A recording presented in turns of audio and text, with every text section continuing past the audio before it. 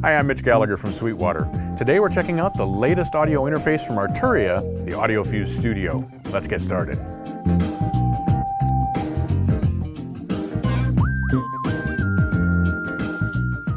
I was very impressed a few years ago when I checked out the AudioFuse audio interface from Arturia. It offered a ton of connections, lots of flexibility, all in a very compact package.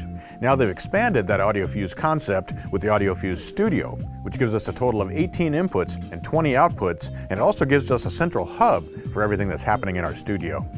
The way this is set up is we have 4 fully featured input channels with preamps, instrument inputs, and line inputs, an additional 4 line inputs, a variety of outputs as well. But we can control 2 sets of monitors. We have full control room capability right here on the front panel, 2 completely discrete sets of headphone feeds, each with their own mix. We can do latency-free mixing inside the AudioFuse Studio itself. It can even communicate by Bluetooth with your mobile devices and your speakers. The AudioFuse Studio is compatible with Mac and PC, and no drivers are required. You can simply plug it in and use it. But to get the most out of it, you'll want to use the Arturia AudioFuse Control Center software, which gives you access to all the features in the box. Let's take a tour. We'll begin with the connections on the front panel, then we'll jump to the back panel, and finally we'll look at the controls on the top panel. On the front panel we have connections for inputting to our 4 main channels, and those are combi jacks that support both 1/4 inch as well as XLR. You can route instrument level, microphone level, and line level signals in. And these use the Discrete Pro preamps from Arturia. The nice thing about these preamps is that you actually have completely separate structures for line level and microphone level and instrument level signals. This means that when you run a line level signal in, it isn't just being patted down and then run into the mic preamp.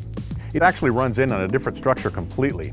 And then when you run in the microphone or the instrument level, you've got another completely separate structure, and so they're optimized for those different levels and applications. We also have 2 sets of headphone outputs, and each of those has 2 different formats. We have 1/4 inch and 1/8 inch for both headphone 1 and headphone 2. Moving to the back panel, we have a lot of connectivity here. First of all, we have an additional 4 line level inputs, and 2 of those can actually be used with a phono preamp, so if you're sampling from vinyl, they're ideal for that. We have optical in and optical out, and that supports sample rates up to 96 kilohertz and also either ADAT format or SPDIF format. A great feature of the AudioFuse Studio is that we have 4 inserts on the 4 main input channels. This allows you to plug in external gear like a compressor or an EQ and have it in the signal path before your signal's recorded.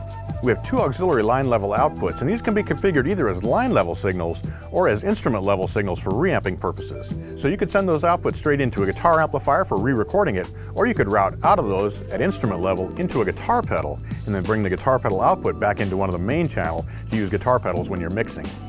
We have 2 RCA jacks that support either word clock input and output, or you can use them for coaxial format SPDIF digital. Next up, we have 2 sets of speaker outputs, A and B, and those can be controlled from the front panel.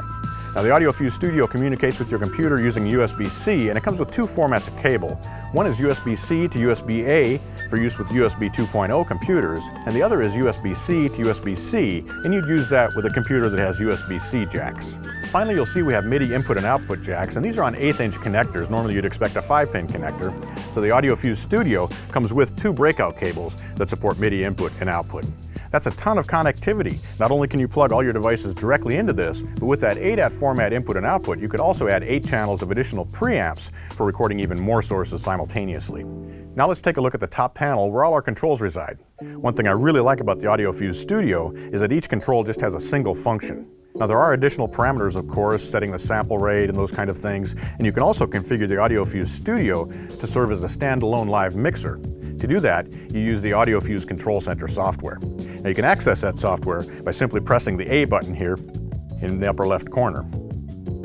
That button can also serve as a power on and off. If you hold it down, it'll turn the power off. And of course, there's a hard power switch on the back panel.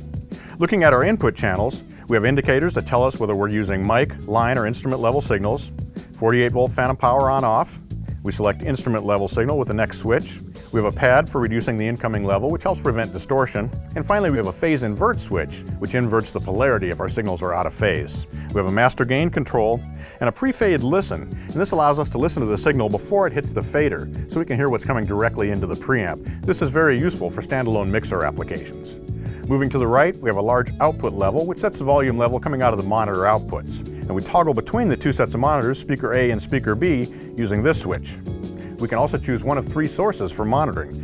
The main mix is going to be the incoming signals, the Q mix will be our first headphone mix, and Q2 is our second headphone mix. The large output level knob controls the volume level that's feeding into our monitors, and we can dim those monitors or reduce their level so that we can talk over them. We can also mute them completely, and we can set them to mono. This is very useful for checking the phase accuracy of our mixes.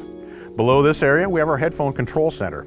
We have volume knobs for each of the headphone outputs, and again, those are independent mixes, Q1 and Q2. We can select which is being controlled in each case, Q1, Q2, or we can send both out of each headphone as well. We can also set our headphones to mono, which is useful sometimes for tracking situations. The last feature on the top panel is the Talkback Switch, and that engages the built-in Talkback mic so you can talk to the musicians through the Q feeds. So clearly the AudioFuse Studio is just loaded with connectivity and with features, but all this is very easy to use. Again, we have a single function for each of these controls, and to dig deeper we can jump over to the computer. And remember, this can also serve as a standalone mixer. When you program things using the AudioFuse Control Center software, all those settings are retained by the AudioFuse Studio, even if it's disconnected from the computer. So you could set this up the way that you want it, take it out and use it at a gig. The part you don't see with the AudioFuse Studio is the specifications and the audio quality. Those Discrete Pro preamps are extremely quiet. We're talking something like 129 dB, about best in class. We've also got 72 dB of microphone gain, which is plenty for even the softest signal coming into a ribbon microphone. We have great noise specs and ruler flat response on the microphone preamps up to 250 kilohertz. This ensures that within the audio band, we're going to get very accurate flat audio reproduction. And remember, we can also use Bluetooth with the AudioFuse Studio. You can feed from your mobile device or your computer straight into the AudioFuse Studio and play it through your speakers, or you can go the other direction and feed incoming audio coming in through the connections on the AudioFuse Studio out via Bluetooth to Bluetooth-enabled monitors or speakers. With the AudioFuse Studio, Arturia has packed a ton of features and a ton of quality into a very compact desktop unit that also works great as a live sound mobile mixer. You definitely want to check this one out. It serves as a great hub for your entire studio or your entire live rig. Thanks for joining me for this look at the AudioFuse Studio from Arturia. I'm Mitch Gallagher from Sweetwater.